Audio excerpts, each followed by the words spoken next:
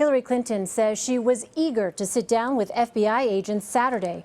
She met with investigators at FBI headquarters for more than 3 hours in what may be one of the final steps of the agency's investigation into her use of a private email server. It comes as her campaign is playing defense after news broke that Bill Clinton met with Attorney General Loretta Lynch at an Arizona airport last week. Hillary Clinton says it was a chance meeting and says her husband did not talk about the FBI investigation with Lynch. Ed O'Keefe is a reporter with the Washington Post. He's in our Washington newsroom. Ed, Hillary Clinton's FBI interview suggests the investigation potentially may be wrapping up soon. Break down the possible scenarios that could unfold in the next few weeks. Well, she could be indicted, which would totally upend her presidential campaign and really probably upend the chances of the Democrats of maybe holding on to the White House. The other options, of course, are that the FBI just decides that there's no charges to be filed.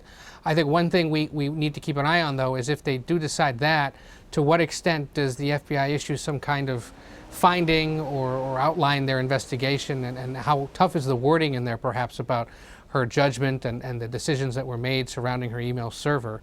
She continues to say that she did nothing illegal, but of course separate summaries or reviews of her email suggest otherwise. I don't think this issue goes away by any means. Certainly if she's not indicted, it's the end of a big period of unknowns, really, for the Democrats. But Republicans will keep it alive, and they have over the last few days, and they've pointed out this weekend that never before has a presumed presidential nominee been interviewed by the FBI about alleged criminal activity. And that's true. But I think part of the problem for Republicans is that they have a Clinton opponent, who is just about as badly well-liked or untrusted as Clinton is. He does a little better in certain polls. And I think a lot of Republicans think that if it were somebody else, if it was some other person about to get the Republican nomination, that perhaps the tables would be a little more in their favor and she would be suffering more in the polls.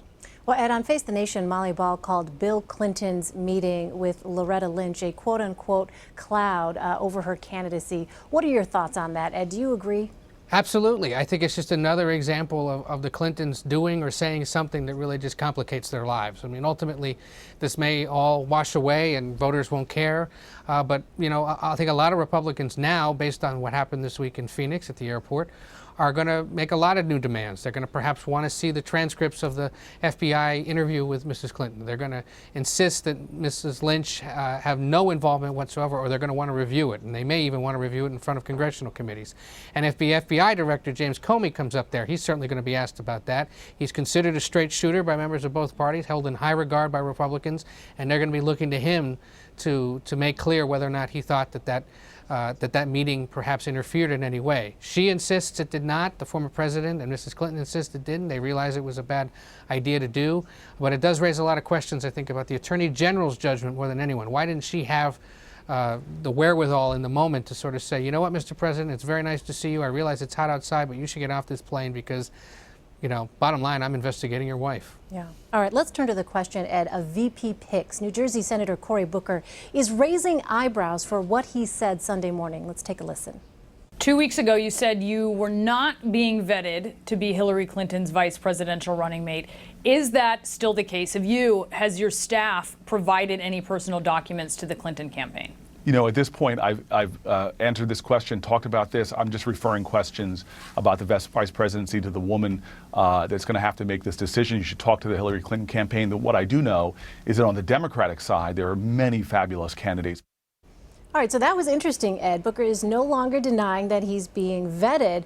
What do we know about the timeline on this for Hillary Clinton? We know she's got until the night she gets nominated by her party, so she's got about 3 weeks or so. Best bet is that she'll wait to see what Donald Trump decides to do, and probably, frankly, has to wait and see what the results of the FBI investigation are, if there's a signal that they're coming before the convention. But we know that she's considering at least 3 names: the Virginia Governor Tim Kaine, the Virginia Senator Tim Kaine, he's a former governor, the Massachusetts Senator Elizabeth Warren, and Julian Castro, the Housing and Urban Development Secretary. Booker is one that we've believed would be in the mix at some point if you expand that web out a little more to maybe 5 or 6 potential candidates. Just given the fact that he, too, is well-liked by a lot of Democrats. He's been a very supportive and active surrogate for her, gives a good speech to warm up the crowd before she takes the stage. And all of that is a consideration that she'll have to take. But, you know, I'm led to believe when it comes to this kind of stuff that there's somebody out there we're always not talking about that we're going to find out was in the mix.